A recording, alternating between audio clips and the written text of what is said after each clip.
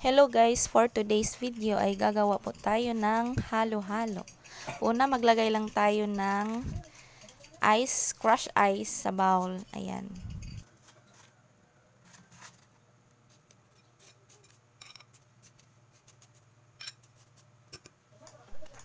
At maglagay na rin tayo ng saging na ini-slice guys. Ayan.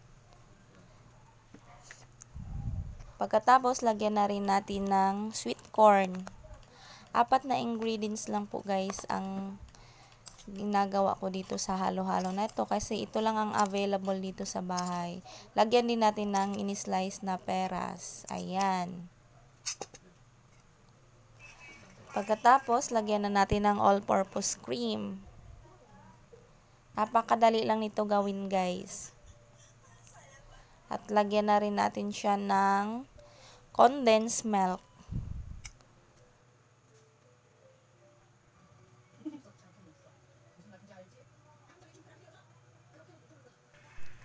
At lagyan na rin natin ng pinipig. Gusto ko yung pinipig guys, kaya naglalagay ako talaga sa halo-halo ng pinipig.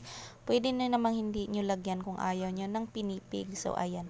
Ayan na po ang ating finish na ginawang halo-halo na 4 lang ang ingredients. So thanks for watching!